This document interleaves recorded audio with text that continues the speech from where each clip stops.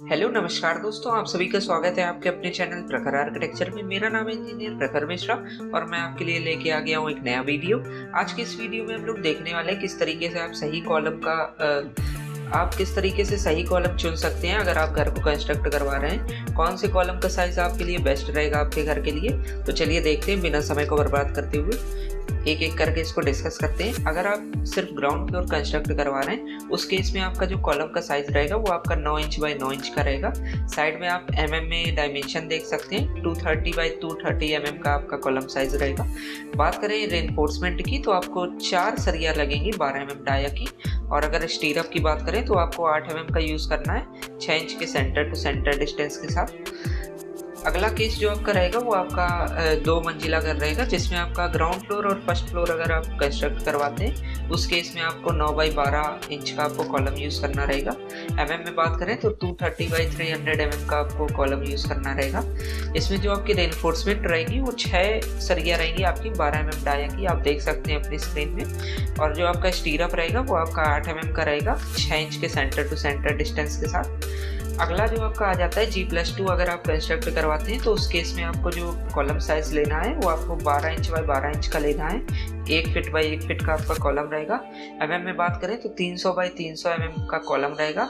इसमें जो आपका रेनफोर्समेंट रहेगा वो आपका 4 सरिया यूज होंगे 16 डाया के और 2 सरिया यूज होंगे आपके 12 डाया के, देख सकते हैं आप स्क्रीन में। और जो आपका स्टीरअप रहेगा वो आपका 10 का स्टीरअप रहेगा 6 इंच के सेंटर टू सेंटर डिस्टेंस के साथ। अगला जो आपका कॉलम साइज है वो भी आपका G+2 के लिए रहेगा।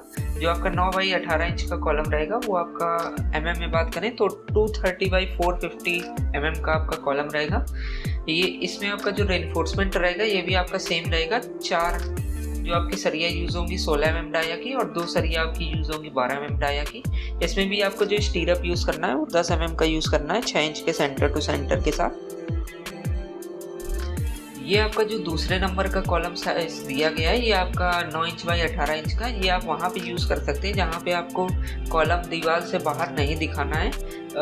एक एस्थेटिक लुक अच्छा रखने के लिए आप उसको दे सकते हैं कि कॉलम आपका अलग से ना दिखे, वहाँ पे आप 9 इंच बाई 18 इंच का कॉलम दे सकते हैं। अगला जो कॉलम साइज आ जाता है वो G+3 के लिए आ जाता है, वो आपका 12 इंच बाई 15 इंच का आपका कॉलम रहेगा।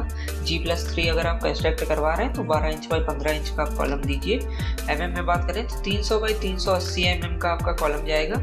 इसमें जो आपकी रेनफोर्समेंट रहेगी वो आपको 6 सरिया यूज़ करना है 16 डाया के, और जो आपका स्टीरअप रहेगा वो आपका 10 डाया का रहेगा 6 इंच के सेंटर टू सेंटर के साथ। आखिरी जो आप कॉलम साइज देख रहे हैं वो 12 बाई 18 का आपका कॉलम रहेगा। ये G+4 के लिए है। अगर आप G+4 हाउस कंस्ट्रक्ट करवा रहे हैं उस केस में आपको 12 बाई 18 इंच का आपको कॉलम रखना है। और जो आपका में साइज रहेगा वो 300 बाई 450 का आपका कॉलम साइज रहेगा। यहाँ पे जो आपका रेनफोर्समेंट होता है वो आपका 6 सरिया यूज होंगी 8 सरिया आपकी यूज होगी 20 डाया की, 2 सरिया आपकी यूज होगी 16 डाया की। इस केस में जो आपको जो आपको स्टीरअप यूज करना है वो आपको 10 डाया के यूज करना है 6 इंच के सेंटर टू सेंटर के साथ। कुछ चीज़ हम लोग इसमें देख सकते हैं 3D में, मैं आपको कुछ चीज़ क्लियर कर दूं। ये जो अभी हमने टेबल देखी आप देख सकते हैं, ये आपको तभी अप्लाई करनी है, इसके लिए आपको कुछ कंडीशंस मिनिमम रखनी है। वो कंडीशन आपकी कुछ ये रहेंगी। 2 कॉलम के बीच की दूरी आप 15 फीट से ज़्यादा ना रखें, कुछ इस तरीके से आप देख सकते हैं। इस केस में हमने 2 कॉलम के बीच की दूरी 11 फीट 2 इंच रखी है। आप 15 फीट से ज़्यादा ना रखें। अगर आपको 15 फीट से ज़्यादा रखनी है 2 कॉलम के बीच की दूरी, उस केस में आपको फिर कॉलम का साइज़ बढ़ाना पड़ेगा और बीम का भी साइज़ बढ़ाना पड़ेगा। ये देख सकते हैं आप किस तरीके से ये आपका एक कॉलम रहता है, कुछ इस तरीके से। ये आपकी कॉलम की मेन रेनफोर्समेंट रहती है जो मैंने आपको बताई थी टेबल में। जो आपका वर्टिकली ऊपर की तरफ है ये आपकी मेन रेनफोर्समेंट है, और जो आपको साइड में दिख रही है ये आपकी स्टीरअप रहेंगी जो आपके शियर रेनफोर्समेंट है। इन सब की साइज़ मैंने आपको टेबल में डिस्कस कर दी है, देख सकते हैं। अब हम लोग बात करते हैं साइज़ ऑफ फुटिंग का। ये जो आप देख रहे हैं साइज़, नीचे जो आपकी फुटिंग का साइज़ रहेगा ये हमको कितना रखना है। अब एक बात मैं आपको बता दूं, ये जो भी हम लोग साइज़ देखेंगे उसमें आप 6 इंच एक्स्ट्रा कर दीजिएगा चारों तरफ से।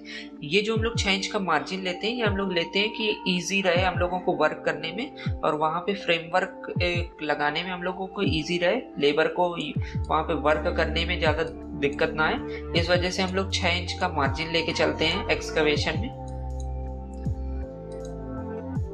आप फुटिंग का साइज देख सकते हैं। अगर आप सिर्फ ग्राउंड फ्लोर को कंस्ट्रक्ट करवा रहे हैं तो वहाँ पे आपका जो फुटिंग का साइज रहेगा वो 4 feet by 4 feet by 4 feet का रहेगा।